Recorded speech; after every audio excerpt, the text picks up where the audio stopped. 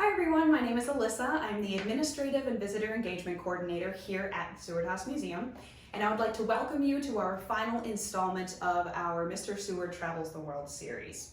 Now, as it was mentioned in the last video, as we near the end of Mr. Seward's journey, he starts writing less and less. He doesn't keep as detailed of accounts as he did at the beginning of his travels, so it's been definitely interesting, at least from a staff perspective, to read through all of these accounts and notice how they've been getting shorter and shorter and less detailed.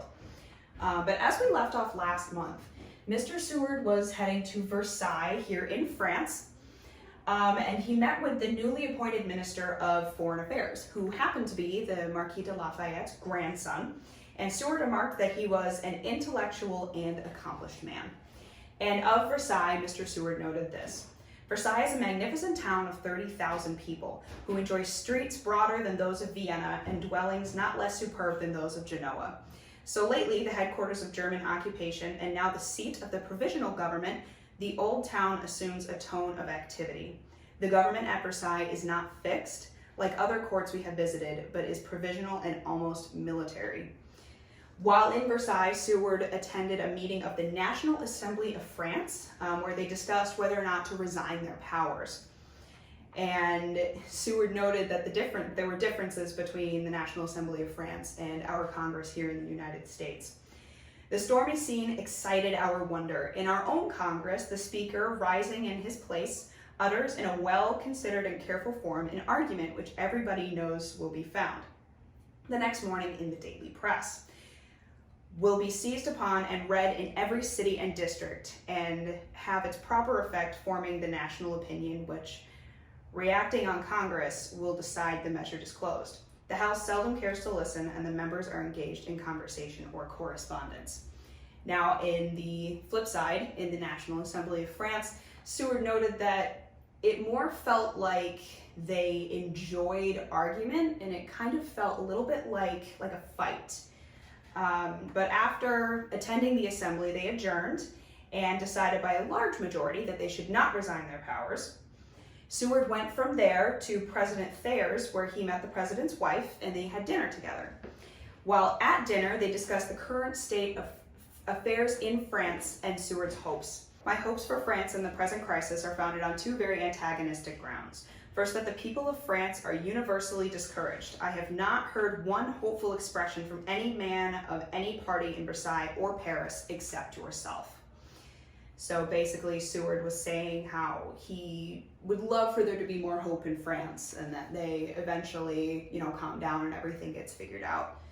Now, after spending the first few days of September in Versailles, Seward makes his way back to Paris, where he remarked that Paris was a sad and despairing aspect. But the people of France were generous. They were some of the most generous in the world. They left Paris on the 5th of September, and by the next day, they were in Cologne, Germany. They remarked that they had made it out of France, crossed through Belgium, and across the Rhine in only 12 hours. Now, upon arriving in Germany, Seward noted that the landscape really left a lot to be desired, but it was really Germany's people that made the country what it was. Upon arriving in Berlin, he said, "The streets of Berlin wear the aspect of a newly built or modern city. While it has none as fine as Fifth Avenue, there is a uniform solidity and elegance which we have not yet attained in the United States.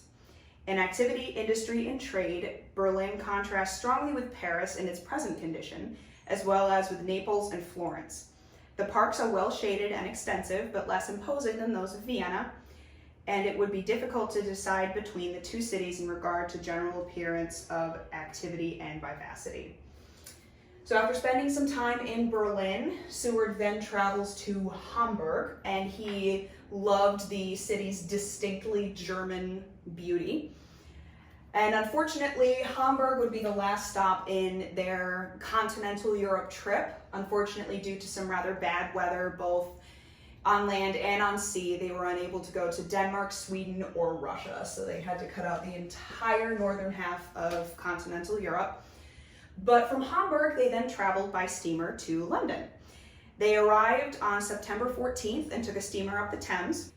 And now we leave the steamer and study as we drive on. The scenes of low London life, not the illustrations of Crookshanks, but the actual characters portrayed by Boz, or Charles Dickens.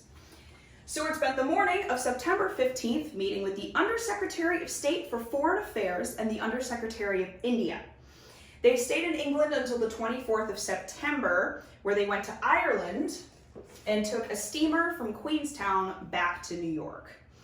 Now, there was a rather large gap, I know, between London and Queenstown, but unfortunately, Seward didn't write anything. He didn't have anything to say. But while he was headed home, he did have things to say, thankfully. He noted, "We are taking our last look on foreign lands, exactly a year from the day when we had our first glimpse of them as we approached the coast of mountain-crowned Japan.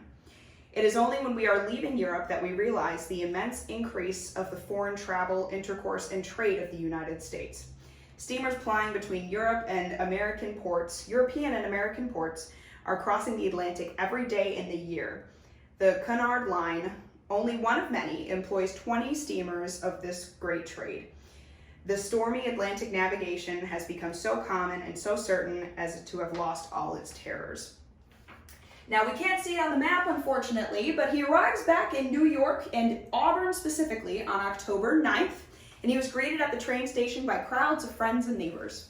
And of course, upon arriving back at the house, in true Seward fashion, he gave a returning home speech. Now, also in true Seward fashion, the speech is rather long, so instead of reading the whole thing for you right now, I'll just read you the closing paragraph. "My friends and neighbors, I have trespassed beyond your patience and my own strength in speaking these words to you. I give you my sincere and heartfelt thanks, and hope tomorrow and on early future days to learn that happiness has been in all your dwellings, and that all the enterprises in which you are engaged have been crowned with success. As I know there will be at all your firesides during the long winter before us, the same affection and friendship which have been the great happiness of my life."